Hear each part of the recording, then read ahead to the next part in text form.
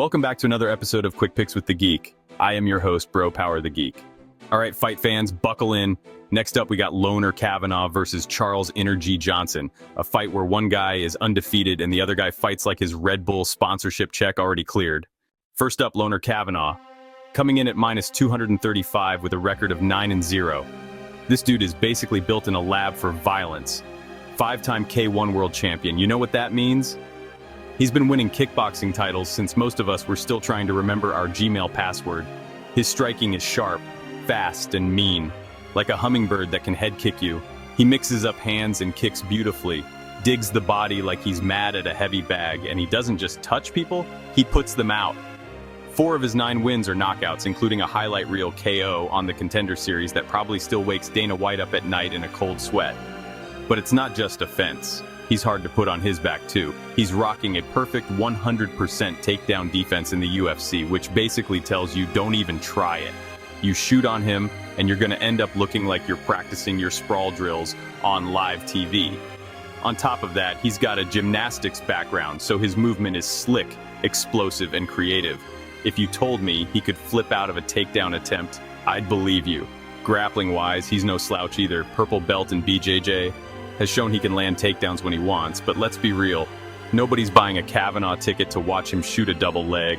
If there's a knock on him, well, his submission game is still a little thin, just 1 on his record, and his wrestling hasn't been truly tested against elite flyweights.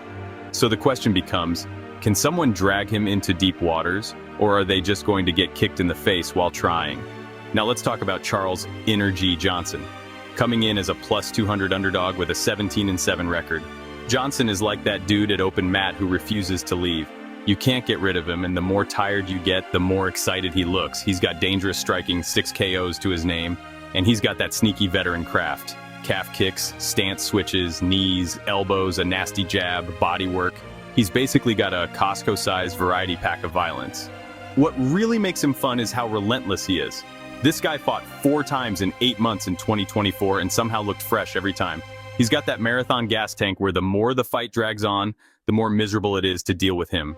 Add in that he's never been finished, seriously, not once in 24 pro fights, and you're looking at a guy who just won't go away.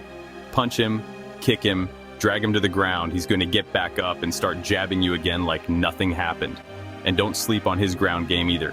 4 submission wins, he's comfortable off his back, and he uses subs not just to finish, but to scramble out of bad positions. That's veteran savvy right there. The problem? When he's fighting elite wrestlers, he can get held down. Muhammad Mokaev and Rafael Estevam showed that blueprint.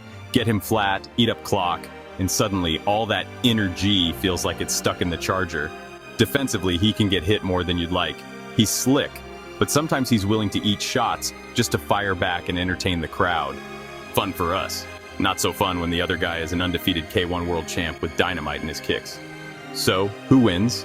If Kavanagh keeps this standing, mixes up that nasty striking, and keeps his back off the mat, Johnson could be in for a rough night. Loner's speed, accuracy, and power are tailor-made to punish someone with a hittable defense.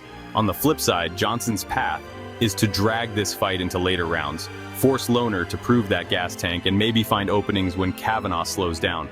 If Johnson can mix in takedowns off those caught kicks, frustrate him, and keep the pace brutal, we could see the undefeated shine start to dim. Official pick? I'm rolling with Charles Johnson. If Johnson doesn't have a slow start, I see him winning.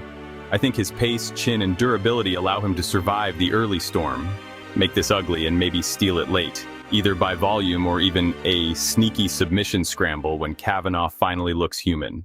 If you enjoyed this, go ahead and smash that like button. If you haven't subscribed yet, what are you waiting for?